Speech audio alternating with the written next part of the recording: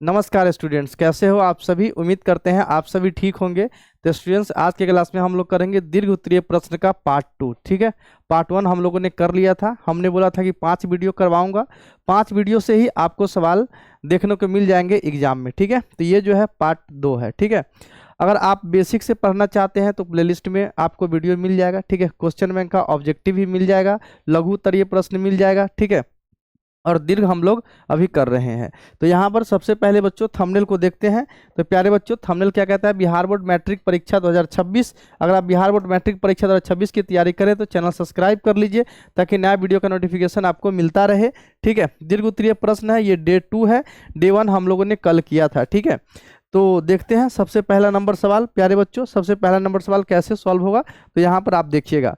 तो बच्चों क्या कहता है सवाल, यहाँ पर सवाल कहता है, प्यारे बच्चों सवाल कहता है ओ केंद्र वाले वृत्त पर बाह्य बिंदु टी से टीपी और टीक्यू दो स्पर्श रेखाएं खींची गई है। सिद्ध करे कि कोण पीटी क्यू बराबर 2 कोण ओपी क्यू होगा। ऐसा सवाल ने बोला है। बहुत आसान सवाल है बच्चों। कैसे करेंगे? एक वृत्त है ये वाला, ठीक है, ये वृत्त है।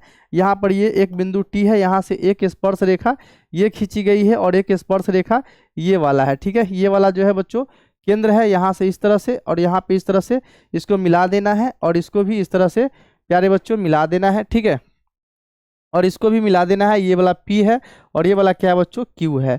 तो ये दो स्पर्श रेखा हो गया TP और TQ। ठीक है, तो इस तरह से जो भी बात है उसको मैं यहाँ पे लिख दूंगा। सवाल नंबर 1 का यहाँ पे हल हो जाएगा। ठीक है, यहाँ पे लिखूंगा बच्चों प्रश्न से। ठीक है, प्रश्न से COR एक वृत्त है। ठीक है, COR एक वृत्त है, COR एक वृत्त है। ठीक है, वृत्त है जिस पर दो स्पर्श रेखा ठीक है, जिस पर दो स्पर्श रेखा बच्चों, दो स्पर्श रेखा टीपी और टीक्यू खींची गई है। टीपी और टीक्यू खींची गई है, जैसा सवाल ने बोला है टीपी और टीक्यू खींची गई है। इस तरह से आपको लिखना है प्यारे बच्चों, खींची गई है। ठीक है, तो इतना बात आपको समझ में आया। अब जो सिद्ध करना है उसको यहाँ पर लिखूंगा। सिद्ध करना है, क्या सिद्ध करना है प्यारे बच्चों? तो सिद्ध करना है यहाँ पे, सिद्ध करना है बच्चों यहाँ पे कोण पीटी क्यू बराबर 2 कोण ओपी क्यू। ठीक है, कोण पीटी क्यू बराबर 2 कोण ओपी क्यू, ये वाला हमें सिद्ध करना है। तो अब मैं क्या करूंगा बच्चों, आपको पता है यहाँ पे मैं लिखूंगा प्रमाण। ठीक है, यहाँ पे लिखूंगा प्रमाण। वृत्त में क्या होता है बच्चों? बाहरी बिंदु से जो स्पर्श रेखा खींची जाती है उसका लंबाई बराबर होती है। तो यहाँ पे क्या लिख सकता हूँ? यहाँ पे लिख सकता हूँ टीपी बराबर क्या लिख सकता हूँ प्यारे बच्चों? टीक्यू लिख सकता हूँ।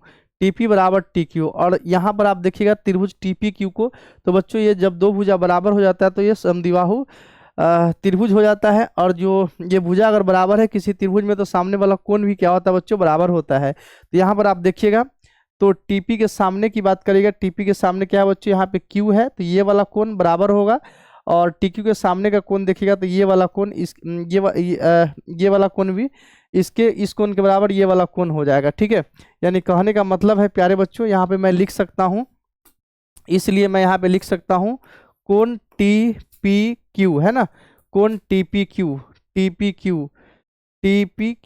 बराबर लिख सकता हूँ कोण TQP। ठीक है, TQP लिख सकता हूँ। इस तरह से आप इसको लिख सकते हैं। ओके, अब आपको ये भी बात पता होगा बच्चों, त्रिभुज के तीनों कोण का योग कितना होता है? 180 डिग्री होता है। तो इसमें अगर मैं लिखूं इस तीनों कोण का ये कोण प्लस ये कोण और इस कोण का जोड़ कितना होगा बच्चों? 180 डिग्री होगा। ठीक है, तो यहाँ पे मैं लिख सकता हूँ कोण PTQ। ठीक है, कोण PTQ प्लस कोण TPQ। ठीक है, प्लस कोण TQP बराबर कितना होगा बच्चों? यहाँ पे होगा 180 डिग्री हो जाएगा। अब यहाँ पे मैं बात करूँ तो TPQ बराबर क्या है? TQP। यहाँ पे मैं लिखूंगा TPQ और यहाँ पे TQP के जगह पे, इसके जगह पे बच्चों ये लिख सकता हूँ। तो यहाँ पे फिर से लिख दूंगा TPQ और बराबर हो जाएगा 180 डिग्री। और ये वाला जो है PTQ प्लस उधर जाएगा तो माइनस में आ जाएगा, यानी यहाँ पे लिख सकता हूँ मैं PTQ माइनस में। ठीक है, PTQ लिख सकता हूँ। यानी कहने का मतलब है बच्चों दो कोण TPQ बराबर हमारे पास आ गया बच्चों 180 डिग्री माइनस कोण PTQ। ठीक है, इतना आ गया। अब यहाँ पर 2 गुना में उधर चला जाएगा तो भाग में हो जाएगा, यानी इधर भाग करूंगा तो 180 90 हो जाएगा, माइनस 1/2 कोण PTQ हो जाएगा बच्चों। तो इतना बात आपको समझ में आया होगा। 90 डिग्री माइनस 2 कोण पीटी क्यू आ गया। 190 डिग्री माइनस 2 कोण पीटी क्यू आ गया। ठीक है, तो इतना बात आपको समझ में आ गया, इतना बात आपको समझ में आ गया। ठीक है, टीपी क्यू बराबर 90 डिग्री माइनस 1/2 कोण पीटी क्यू हो गया। अब यहाँ पर प्यारे बच्चों, यहाँ पर देखिएगा इस ओपी क्यू को, जहाँ ओपी क्यू लाना है, इस ओपी क्यू को मैं क्या लिख सकता हूँ बच्चों, तो यहाँ पे OPT, ठीक है, ये वाला पूरा कोण में से इतना कोण अगर घटा देता हूँ बच्चों, तो ये हमारा OPQ आ जाएगा। ठीक है, तो इसके लिए मैं इधर का ये वाला इरेज करता हूँ और इधर ही लिखूंगा। ठीक है, इसको आप स्क्रीनशॉट ले लेना। ठीक है, तो इधर मैं क्या करूँगा, इधर मैं ऐसे लिखता हूँ, यहाँ पर देखना इसको, यहाँ पे कोण OPQ बराबर मैं लिख सकता हूँ, यहाँ पे ये T है। ठीक है, OPT माइनस में मैं लिख सकता हूँ कोण TPQ। ठीक है, यहाँ पे TPQ लिख सकता हूँ प्यारे बच्चों, TPQ यानी TPQ हो गया। आपको ये भी बात पता होगा बच्चों, कोण OPQ बराबर हमारे पास ये जो होता है बच्चों, ये वाला जो पूरा कोण होता है, ये वाला, ये 90 डिग्री होता है। वृत्त का स्पर्श रेखा त्रिज्या पर लंब होती है, तो ये वाला बच्चों कितना लिखूंगा मैं, 90 डिग्री लिखूंगा, यानी 90 डिग्री माइनस, ठीक है, माइनस TPQ। यहाँ पे आ गया हमारे पास, क्या बचा, OPT तो 90 डिग्री हो गया, अब हमारे पास आ गया TPQ। तो अब यहाँ पर TPQ के जगह पर मैं बच्चों लिख सकता हूँ 90 डिग्री माइनस 1/2 PTQ, है ना। तो यहाँ पर लिखूंगा 90 डिग्री माइनस 1/2 कोण PTQ। ठीक है, इस तरह से मैं लिख सकता हूँ। ठीक है, ये वाला मुझे साबित करना है, ये वाला लाइन जो है प्यारे बच्चों, ये वाला लाइन जो है हमको साबित करना है बच्चों। ठीक है, ये वाला जो है, ये वाला जो है साबित करना है। ठीक है, ये वाला साबित करना है। अब यहाँ पे आ गया हमारे पास कोण OPQ बराबर 90 डिग्री, यहाँ पे प्लस गुने माइनस माइनस हो जाएगा, माइनस गुने माइनस प्लस 1/2 कोण PTQ आ गया प्यारे बच्चों। 90 से 90 घट के 0 आ जाएगा। अब यहाँ बाइसियम करेंगे तो 2 कोण OPQ बराबर हमारे पास बच्चों PTQ आ गया। और यही मुझे साबित करना था प्यारे बच्चों, यही साबित करना था। काफ़ी इंपॉर्टेंट सवाल है, ये सवाल पेपर में आते हैं बच्चों, और थोड़ा सा डिफ़िकल्ट भी है। ठीक है, तो इस तरह से आप इसको सॉल्व कर सकते हैं। समझ में आपको आया होगा, यही है PTQ बराबर 2 कोण OPQ, बात बराबर है। ठीक है, तो आपको समझ में आया होगा बच्चों, इस तरह से आप इसको सॉल्व कर लेना। आगे बढ़ते हैं, अगला सवाल देखते हैं प्यारे बच्चों। तो ये रहा अगला सवाल, ये निम्नलिखित रैखिक समीकरण निकाय को आलेखीय विधि से हल करें। ये तो सवाल आपको एग्जाम में रहेगा ही रहेगा प्यारे बच्चों, हर एग्जाम में पूछता है, हर बार पूछता है। ठीक है, तो कहने का मतलब है ग्राफीय विधि से आपको सॉल्व करने के लिए एक सवाल आपको मिल जाएगा ही। ठीक है, तो इसको आपको सीख के ही जाना चाहिए। ठीक है, और काफ़ी आसान भी होता है, ऐसा नहीं कि ये डिफ़िकल्ट होता है, आसान होता है बच्चों। तो कैसे मैं इसको हल करूँगा, सवाल नंबर दूसरा का हल। ठीक है, यहाँ पर लिखूँगा, ठीक है, प्रश्न से। ठीक है, यहाँ पर लिखूंगा बच्चों प्रश्न से। ठीक है, क्या लिखूंगा, प्रश्न से दिया हुआ रैखिक समीकरण युग्म है। यहाँ पर लिखूंगा दिया हुआ रैखिक समीकरण युग्म है, दिया हुआ रैखिक समीकरण युग्म है, दिया हुआ रैखिक समीकरण युग्म है। इस तरह से बच्चों लिखूंगा इसको। ठीक है, तो हम लिख रहे हैं यहाँ पे युग्म है। अब यहाँ पे दे रखा है y बराबर 2x माइनस में 2, इसको समीकरण 1 मान लूँगा, और यहाँ पे लिखूंगा, ठीक है, y बराबर 4x माइनस में 4 है, तो यहाँ पे 4x माइनस 4, इसको समीकरण 2 मान लूँगा। यहाँ पर लिखूंगा बच्चों समीकरण 1 से। ठीक है, यहाँ पर लिखूंगा समीकरण 1 से। एक क्या है बच्चों, y बराबर 2x माइनस में 2 है, तो यहाँ पर इस तरह से, यहाँ पे इसको ऐसे कर दूंगा, यहाँ पे इस तरह से कर दूंगा, ये x है और ये y है। ठीक है, अब यहाँ पे लिखूंगा समीकरण 2 से। ठीक है, यहाँ पर लिखूंगा प्यारे बच्चों समीकरण 2 से। ये काफ़ी इंपॉर्टेंट सवाल होता है प्यारे बच्चों, सीखो इसको। देखो y बराबर 4x माइनस 4, तो 4x माइनस 4 उतार दूंगा और इस तरह से बच्चों बॉक्स बना दूंगा। ठीक है, यहाँ पर इसको x और इसको y लिख दूंगा। ठीक है, अब मुझे क्या करना है प्यारे बच्चों, यहाँ पे तो सबसे पहले x का ऐसा मान लूंगा जिससे y का मान भिन्न में ना आए। ठीक है, फ्रैक्शन वैल्यू ना आए, फ्रैक्शन में आएगा तभी कोई बात नहीं है, लेकिन उसमें निकालने में थोड़ा डिफिकल्ट होगा, इसलिए हम भिन्न में वाला मान नहीं लेते हैं। ठीक है, तो यहाँ पर मैं क्या करूँगा, सबसे पहले x 0 लूँगा बच्चों, तो यहाँ पे y माइनस 2 आएगा, और जब y 0 ले लूँगा बच्चों तो x 1 आ जाएगा। ठीक है, y 0 लूँगा, यहाँ पे करके भी आप देख सकते हैं रफ। ठीक है, कैसे, यहाँ y 0 लेंगे तो क्या आएगा बच्चों, 2x माइनस 2, उधर का माइनस 2 इधर आएगा, तो प्लस 2 बराबर 2x, 2 से 2 कट होगा, 1 बराबर x आएगा। यानी ये आपको समझ में आया। अब यहाँ देखिए इसमें क्या करूँगा, x 0 लूँगा तो y माइनस 4 आएगा, और y 0 लूँगा तो x 1 आ जाएगा। तो ये हमारा इस तरह से ग्राफ इसके लिए ये पॉइंट आपको खोज लेना है और ये काम जो है बच्चों रफ में करना है। इतना बात आपको समझ में है। अब मैं क्या करूँगा, तो प्यारे बच्चों यहाँ पे मैं ग्राफ बनाऊँगा, ठीक है। यहाँ पर मैं ग्राफ बनाऊँगा, तो ग्राफ के लिए इस तरह से लाइन खींच दूंगा और इस तरह से। ये ग्राफ का कॉपी पे आपको बनाना है, आपको इस तरह से लाइन नहीं खींचना है। खींचा हुआ लाइन वाला कॉपी मिलता है मार्केट में, आप वहाँ से ले लेना, ठीक है। अब मैं यहाँ पे क्या करूँगा बच्चों, ये तो मूल बिंदु है। यहाँ पे ये 1 हो गया, 2 हो गया, 3 हो गया और ये 4 हो गया। ये 1, ये 2 और ये 3 और ये 4 हो गया। इधर -1, -2, -3, -4 हो गया। नीचे -1, -2, -3, -4 हो गया। क्योंकि हाईएस्ट वैल्यू जो है बच्चों -4 है, तो -4 तक मैं लूँगा, ठीक है। ये मैं अपने मन से जो है ग्राफ का कॉपी बना रहा हूँ, आपको ग्राफ का कॉपी खरीद लेना है प्यारे बच्चों, ठीक है। तो अब मैं यहाँ पे देखूंगा, सबसे पहला समीकरण x0 है तो y -2 है। x0 यहाँ पे ये मूल बिंदु पे होगा और y -2, तो यहाँ पर ये वाला बिंदु होगा बच्चों, यानी कि x0 y -2, ठीक है। ये एक बिंदु मिल गया। दूसरा बिंदु खोजूंगा x1 तो y0, यानी x1 तो y0 ये वाला बिंदु होगा 1 0। अब इसको क्या करना है, इस दोनों को बच्चों मिला देना है इस तरह से, ठीक है। इस तरह से इसको मिला देना है, ठीक है। इस पर समीकरण जो है उसको भी लिख दूंगा, y बराबर 2x माइनस में 2 हो जाएगा। अब यहाँ पर देखिएगा दूसरा समीकरण x0 तो y -4, तो x0 तो y -4 ये वाला बिंदु होगा x0 y -4। दूसरा x1 तो y0 तो वही यही वाला बिंदु होगा। इस दोनों को बच्चों मिला देना है, ठीक है। इसको मिला दूंगा, इस तरह से ये चला जाएगा, ठीक है। इस तरह से ये चला जाएगा। अब इसका जो समीकरण है बच्चों y बराबर 4x -4, यहाँ पर इस पे लिख दूंगा y बराबर 4x -4। अब कहने का मतलब ये दोनों लाइन जो है बच्चों कहाँ कटा, तो यहाँ पे कटा। यहाँ पर देखिएगा तो x कितना है बच्चों, x है 1 और y है 0, यानी x 1 और y 0, यही हमारा सॉल्यूशन हो गया। इसी को बोलते हैं ग्राफीय विधि से समीकरण को हल करना। बहुत आसान है और ये एग्जाम में आएगा ही आएगा, नहीं आने का कोई चांस ही नहीं है।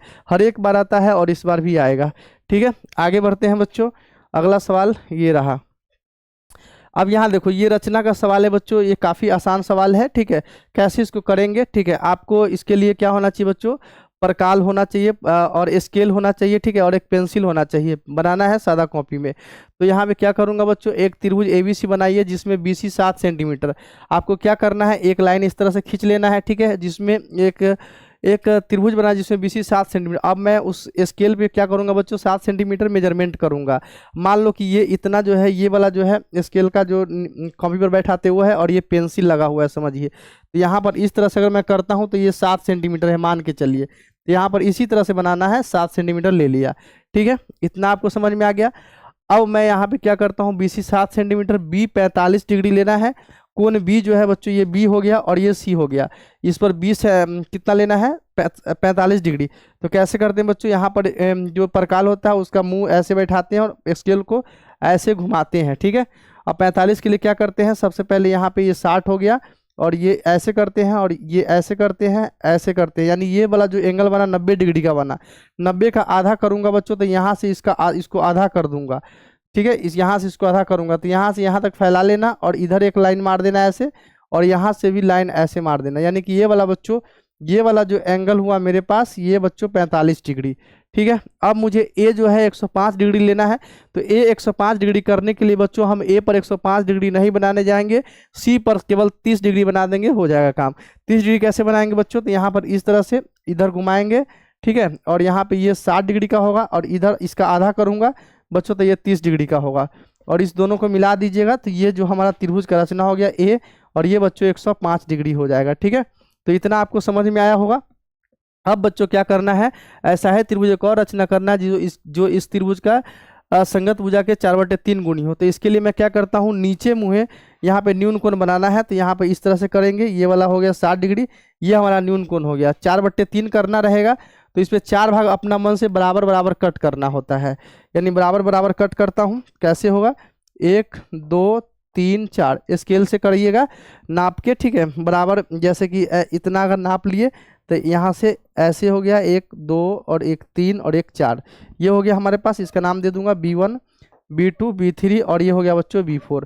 अब यहाँ 4/3 नीचे कितना है 3, तो 3 को डायरेक्ट सी से मिला देंगे, नीचे जो रहेगा उसी से इसको मिलाते हैं बच्चों, ठीक है। तो यहाँ पर इसको इससे डायरेक्ट मिला देना है, ये 3 से मिल गया।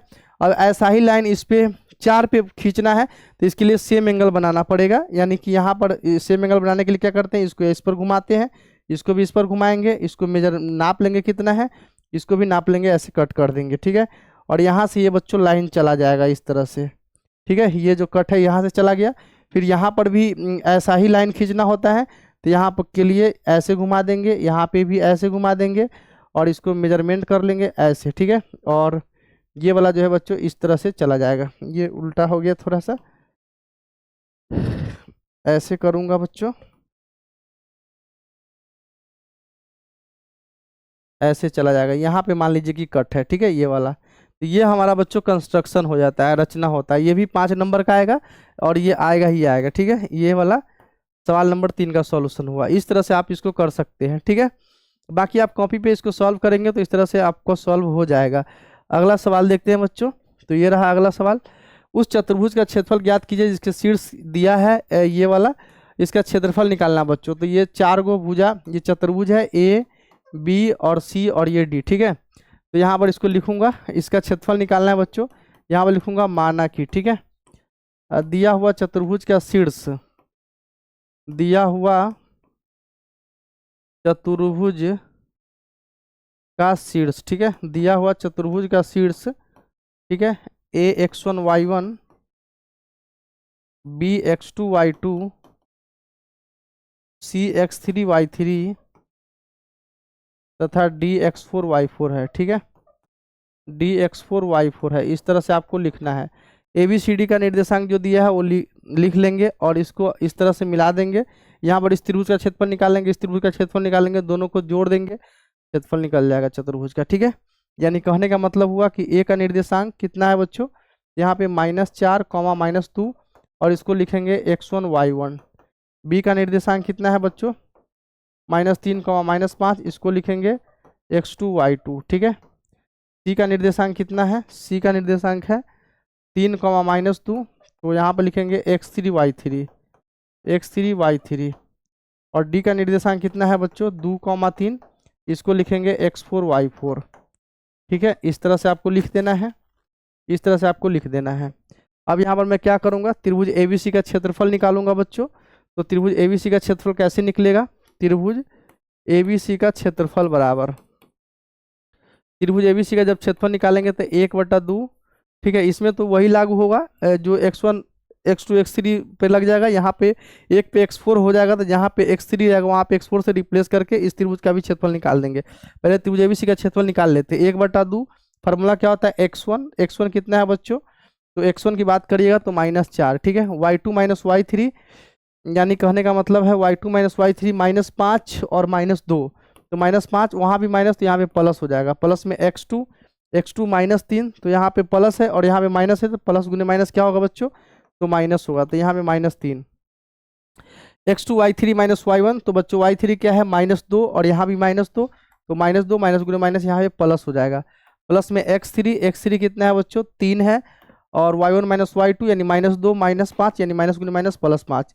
ये इस तरह से कर लीजिएगा। 1/2 यहाँ पे आ गया -4 और 2 में से 5 चला जाएगा तो -3, यहाँ पे -3 और यहाँ पे 2 में से 2 जाएगा 0, +3, 5 में से 2 जाएगा 3 आ जाएगा, ठीक है। यानी 1/2, 4 तिया कितना होगा बच्चों, -12 और 3 तिया 9 हो जाएगा। यानी हमारे पास 1/2 और ये जो होता है 9 में से 12 जाएगा -3, यानी ये बच्चों मॉड में लेते हैं, यानी मॉड में हमारे पास प्लस में आंसर आएगा 3/2। यानी बच्चों इस त्रिभुज का क्षेत्रफल निकल गया। अब मुझे इस त्रिभुज का क्षेत्रफल निकालना है ACD का, तो बस जहाँ x3 लेते हैं ना वहाँ x4 लेना है, बस इतना से काम हो जाएगा। यानी मैं त्रिभुज AC यहाँ पे इसको इरेज करता हूँ, आप यहाँ पे स्क्रीनशॉट ले लेना बच्चों, ठीक है। इस चीज़ को मैं इरेज करता हूँ, चूँकि जगह नहीं है, ये बाइटेलो में पढ़ा रहा हूँ इसलिए इसमें थोड़ा सा पेज लेने में दिक्कत होता है, ठीक है। त्रिभुज ACD का क्षेत्रफल, ACD का क्षेत्रफल कैसे होगा बच्चों, 1/2 x1, तो x1 तो वही रहेगा -4, ठीक है। और y2 - y3 यानी -5 और y3 का काम करेगा ये वाला, तो -5 -3 हो जाएगा। प्लस में x2 रहेगा -3, यहाँ पे प्लस है और नीचे माइनस, तो प्लस गुने माइनस माइनस, ठीक है।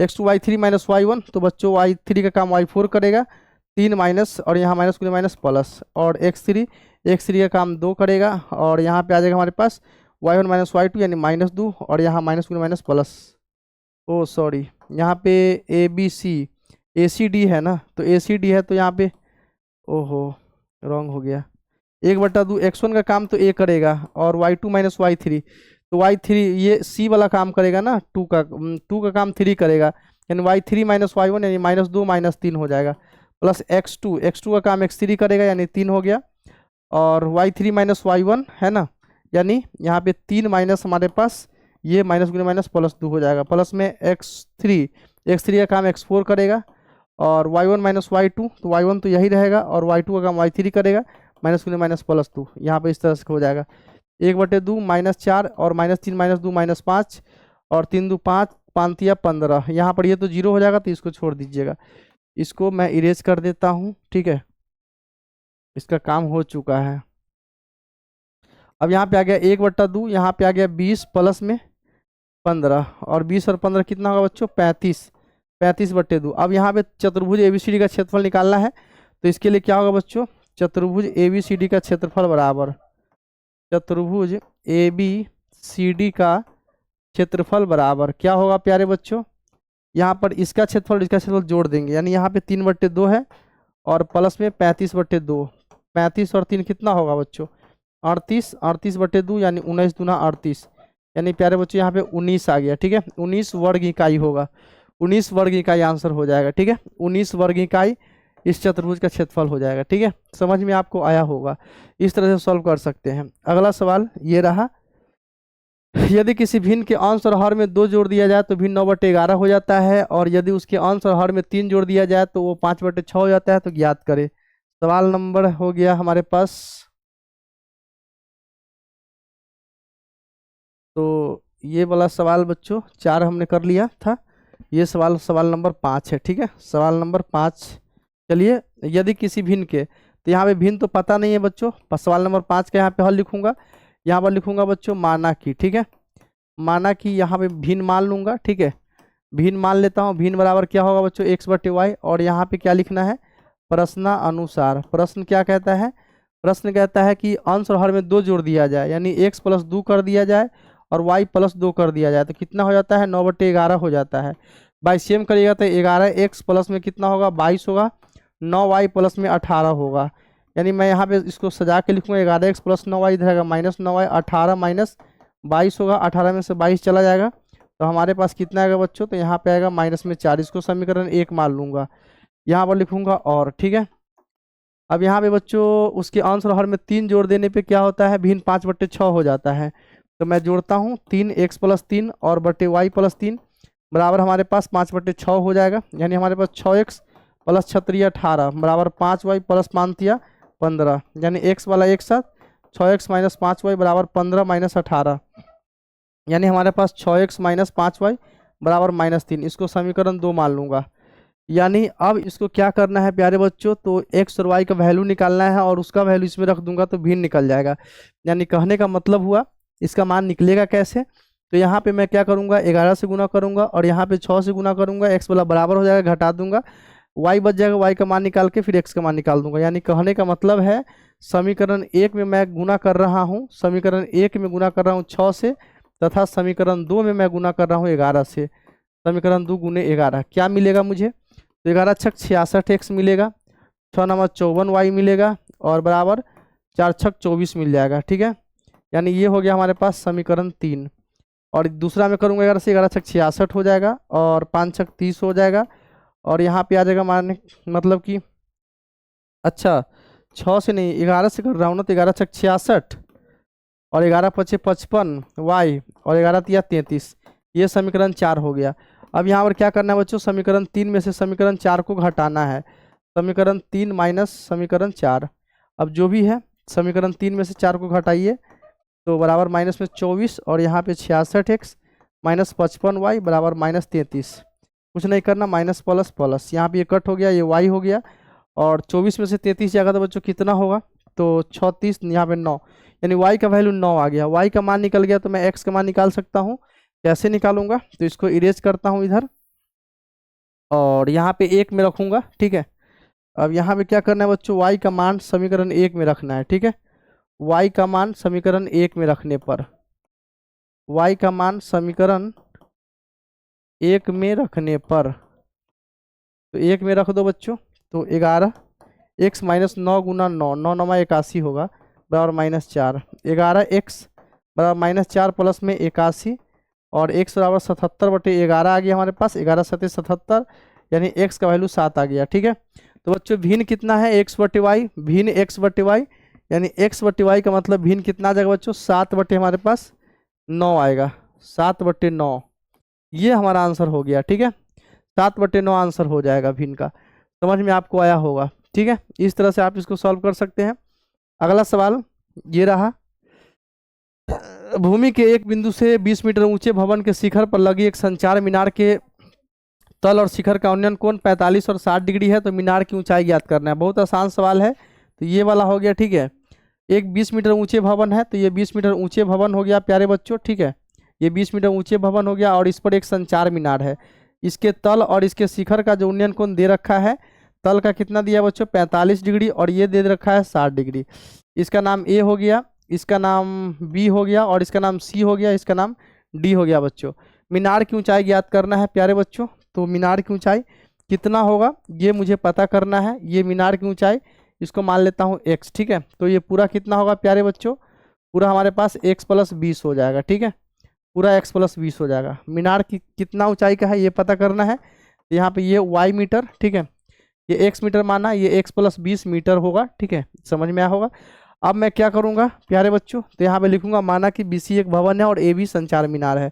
ठीक है, यहाँ लिख देता हूँ, लिखता हूँ यहाँ पे, माना कि BC एक भवन है। ठीक है, BC एक भवन है जिस पर BC एक भवन है जिस पर AB एक संचार मीनार है। ठीक है, AB एक संचार मीनार है, AB एक संचार मीनार है। ठीक है, BC बराबर कितना है बच्चों, BC बराबर कितना है 20 मीटर, और AB बराबर कितना है x मीटर, और AC बराबर कितना है, तो 20 + x मीटर। तो इतना बात आपको पता है। ठीक है, सबसे पहले लिखूंगा समकोण त्रिभुज BCD में।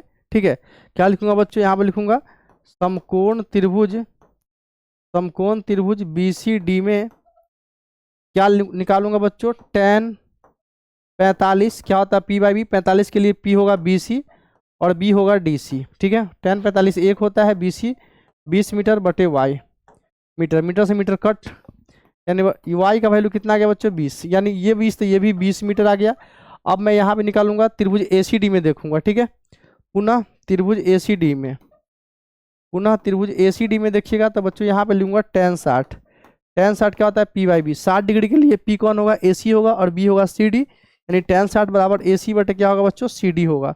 यानी tan 60 का वैल्यू √3 होता है। AC कितना है 20 + x, और बटे CD कितना है 20 है, 20 से √3 में गुना होगा, तो 20 √3 होगा बराबर 20 + x होगा। ये +20 इधर आ जाएगा -20, यानी 20 √3 माइनस में 20 बराबर में x होगा, और यहाँ पे 20 कॉमन लूंगा बच्चों, तो √3 माइनस में 1 होगा बराबर में x होगा। ठीक है, इसका भी वैल्यू बैठा सकते हैं, तो कैसे होगा, हाँ प्यारे बच्चों यहाँ पे आ गया हमारे पास 20 × √3 का वैल्यू 1.732 - 1 होता है, यानी 20 बराबर x हो गया, 20 गुना 0.732 हो गया, इसको गुना कर दीजिएगा बराबर x हो गया, तो 3 दूना 6, 2 दूना 4, ठीक है, 2 दूना 4, 3 दूना 4, 6, 7 दूना 14, हासिल 1, यानी 1.464 बराबर x, यानी 1.464 मीटर का हो गया बच्चों संचार मीनार। ठीक है, 1.464 मीटर का हो गया संचार मीनार। ठीक है, इस पे तो ये चीज़ आपको समझ में आया होगा। अगर भूमि से पूछेगा कितना ऊंचाई पे है, तो उसमें 20 प्लस कर देंगे, और सिर्फ संचार मीनार का पूछेगा छत से, तो ये वाला हो जाएगा आंसर। आया होगा बात समझ में। ठीक है, इस तरह से आप कर सकते हैं।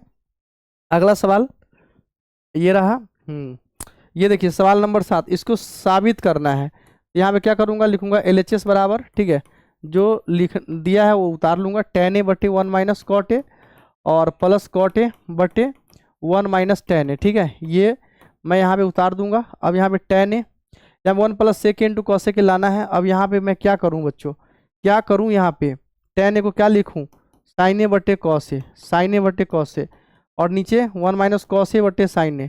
चलिए ये तो हमने कर दिया, और यहाँ पे cot A को क्या लिखूँ, cos A बटे sin A, और बटे 1 - sin A बटे cos A, ऐसा हमने लिख दिया। ठीक है, अब मैं क्या करूँगा, यहाँ पे sin A बटे cos A, अब यहाँ पे जो sin A है ये ऊपर गुना होगा, तो यहाँ पे ऊपर चला जाएगा sin A। ठीक है, और नीचे क्या बचेगा बच्चों, नीचे बचेगा साइन ए माइनस कॉस ए, ठीक है। और यहाँ पे क्या बचेगा, इसी तरह से यहाँ पे बचेगा कॉस ए बटे साइन ए, और यहाँ कॉस ए से ऊपर गुना हो जाएगा, नीचे बच जाएगा बच्चों कॉस ए माइनस साइन ए, ठीक है। इतना बात आपको समझ में आया। साइन से साइन में गुना होगा बच्चों, तो क्या होगा, साइन स्क्वायर ए होगा, ठीक है, बटे हमारे पास कॉस ए और into sin A minus cos A, sin A minus cos ए। अच्छा, अब यहाँ पे ये माइनस कॉमन ले लूँगा, तो यहाँ जहाँ प्लस वहाँ पे माइनस हो जाएगा, और ऊपर आ जाएगा हमारे पास कॉस स्क्वायर ए बट्टे साइन ए, ठीक है। और यहाँ पे भी आ जाएगा साइन ए माइनस कॉस ए। इतना बात आपको समझ में आ गया होगा। यहाँ पे माइनस कॉमन ले लिया, क्यों, क्योंकि साइन ए माइनस कॉस ए करने के लिए माइनस कॉमन निकाल दिया, तो यहाँ पे साइन ए माइनस कॉस ए होगा, इसके साथ जब माइनस का गुना होगा तो यही चीज़ हो जाएगा, कॉस ए माइनस साइन ए ही हो जाएगा, ठीक है।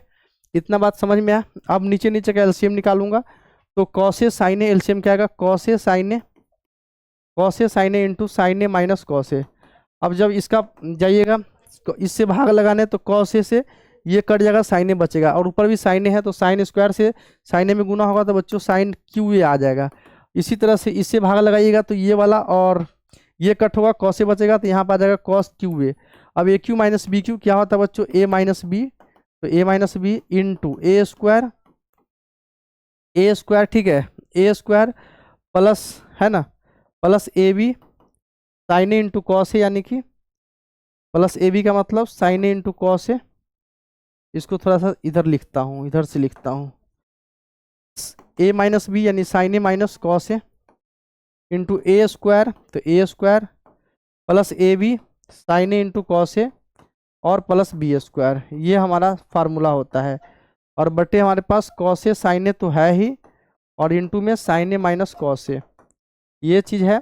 और यहाँ पे साइन ए माइनस कॉस ए से ये कट हो जाएगा, sine square theta plus cos square theta एक होता है बच्चों। यहाँ पे आ गया sign A into cos A, और बटे हमारे पास कॉस ए इंटू साइन ए, वही बात आ गया, कॉस ए इंटू साइन ए। अब यहाँ पर क्या करूँगा बच्चों, ये बटा में है, दोनों के बटा में होगा, एक बटे कॉस ए साइन ए, ठीक है, एक बटे कॉस ए गुना एक बटे साइन ए, और जब इसमें इसको भाग करिएगा तो ये एक आएगा, एक बटे कॉस ए को लिख सकता हूँ सेक ए इंटू कॉस ए के, ठीक है, और प्लस में 1, यही मुझे लाना था, 1 प्लस सेक ए इंटू कॉस ए के, ठीक है। इसी बात को मैं ऐसे भी लिख सकता हूँ, 1 प्लस सेक ए इंटू कॉस ए के, यही मुझे RHS लाना था बच्चों, यही मुझे RHS लाना था, ठीक है। इसलिए LHS बराबर RHS, और ये प्रूव्ड हो गया। तो देखो कितना थोड़ा सा घुमा के सवाल पूछा था, हमने इसको सॉल्व किया और आंसर तक पहुंच गया, ठीक है। बहुत आसान होता है बच्चों, अगर थोड़ा सा आपको दिमाग लगाना आ गया तो। एक और सवाल है, 8 सवाल रहेंगे जिसमें आपको 4 ही सवाल सॉल्व करने हैं, मैं तो 8 का सॉल्यूशन बता रहा हूँ। यहाँ देखो, पानी पीने वाले एक गिलास 14 सेंटीमीटर ऊंचाई वाले एक शंकु के छिन्नक के आकार का है, दोनों वृत्ताकार सिरों के व्यास दे रखे हैं 4 सेंटीमीटर और 2 सेंटीमीटर, इस गिलास की धारिता ज्ञात करना है। सवाल नंबर 8 यहाँ लिखूंगा प्रश्न से, ठीक है। अब यहाँ पे बच्चों ये जो छिन्नक होता है इस तरह का होता है, आपको पता होगा, ठीक है, ये बच्चों छिन्नक होता है, ठीक है। तो इसका जो व्यास दे रखा है 2 सेंटीमीटर और इसका व्यास दे रखा है 4 सेंटीमीटर, बहुत खूब। यहाँ पे ये 14 सेंटीमीटर, तो छोटा वाला को मानता हूँ R1 बराबर 2 सेंटीमीटर, ठीक है। अच्छा D1 अच्छा D1 मानूंगा, D1 कितना है 2 सेंटीमीटर, इसलिए R1 क्या होगा बच्चों 2/2 सेंटीमीटर, यानी बच्चों 1 सेंटीमीटर आ गया। अब यहाँ D2 कितना दे रखा है, ऊपर का वाला 4 सेंटीमीटर व्यास है, तो त्रिज्या क्या आएगा बच्चों R2 आ जाएगा हमारे पास 2 सेंटीमीटर, और ऊंचाई दे रखा है, ऊंचाई कितना है तो 14 सेंटीमीटर। बहुत आसान है, धारिता निकालना है।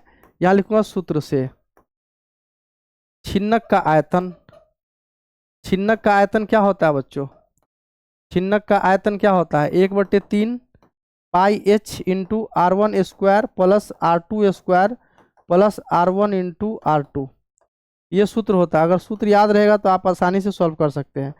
पाई गुना H का वैल्यू 14, R1 स्क्वायर यानी 1 का स्क्वायर, R2 स्क्वायर यानी 2 का स्क्वायर 4 होगा, R1 इंटू R2 यानी 2 होगा, 4 2 6 1 7, 1/3 पाई का वैल्यू भी बैठा देता हूँ 22/7 गुना 14, और यहाँ भी 7 आ गया, 7 से 7 तो यहाँ पे कट हो गया, 14 से 22 में गुना करिए तो 14 दूना 28, 14 28 2 30 हासिल 3/3, यहाँ पे सेंटीमीटर क्यूब आ गया। इससे भाग करूंगा तो 3 का 3, ठीक है, 0 तो 0, 3 दूना 6, 2 0 3 6 18, 2 0 3 18, यानी बच्चों हमारे पास 102.66 सेंटीमीटर क्यूब आ गया धारिता इसका, ठीक है। ये हमारा आंसर हो जाएगा, ये हमारा आंसर हो गया प्यारे बच्चों, ठीक है। तो आज हमने फिर से जो है दीर्घ वाले सवाल 8 गो प्रश्न का डिस्कस किया। ठीक है, कैसी लगी वीडियो कमेंट करके जरूर बताइए। मैं मात्र 5 वीडियो इसका दूंगा, तो दूसरा वीडियो आज हो ही गया, अब 3 वीडियो और बच गया इसका, 3 वीडियो और करवा दूंगा, जिससे एक भी सवाल अगर आपका मिस हो जाए तो एग्जाम दे करके बताना। ठीक है, तो बहुत बहुत धन्यवाद वीडियो देखने के लिए। हंसते रहिए, मुस्कुराते रहिए और अपने एग्जाम की तैयारी करते रहिए। बहुत बहुत धन्यवाद।